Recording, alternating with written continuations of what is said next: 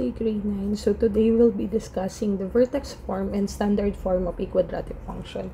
If you will notice, ang vertex form po of quadratic function is denoted as y is equal to a times quantity x minus h squared plus k, or f of x is equal to a times quantity x minus h squared plus k.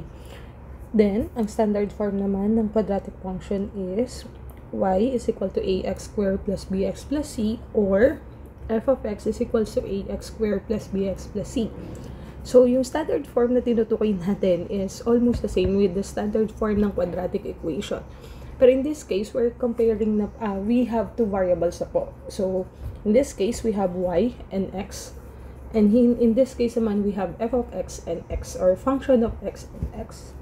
Now, in this side naman po, ang pagkakaiba lang naman ng vertex form at standard form is, sa vertex form, alam na natin agad ano yung vertex tong function natin, since we already have the value of h and k na included here. So, madali mo na agad makikita yung vertex nung quadratic function kapag naka-vertex form siya. Kaya nga, ang tawag natin sa kanya ay vertex form. Now, in this video, we will discuss muna how to change vertex form into standard form. Then, dun sa second video, we'll discuss naman how to change standard form to vertex form. So, bigay muna ako ng example ng vertex form na ipapalitan natin or gagawin nating standard form. So, let's say we have y is equal to 3 times x minus 4, or quantity x minus 4 squared plus 7. So, since naka-vertex form siya, kaya natin identify what will be the value of your, or what's the coordinates of our vertex. So, our vertex here is, this is the value of h, which is, tandaan, so vertex form, naka-negate siya. So, ito ay 4. So, magiging positive. Nag-change sign tayo. Then, kapag ka naman value ng k, since this is already positive, copy lang natin yung sign. Okay? Pero balik tayo dun sa topic natin. So, how will we change it to standard form?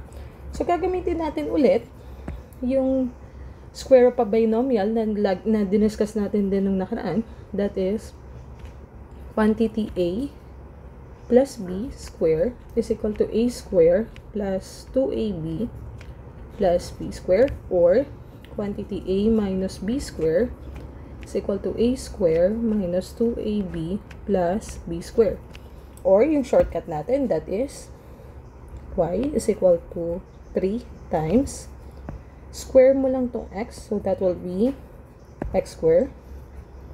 Then, multiply mo yung x and negative 4, that is negative 4 times x, negative 4x. Always multiply by 2, that is negative 8x. Then, you'll have negative 4 square.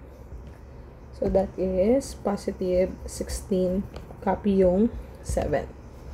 Then, from here, angat ko lang, we can distribute na ito dun sa ating mga terms na nasa loob ng parenthesis. We will have y is equal to 3 times x squared, 3x squared, 3 times negative 8x, negative 24x, 3 times 16, that will be, that is 48 plus 7. So, since yung constant term natin, dalawa, pagsamahin lang po yun. So, 3x squared minus 24x, 48 plus 7, that is 55.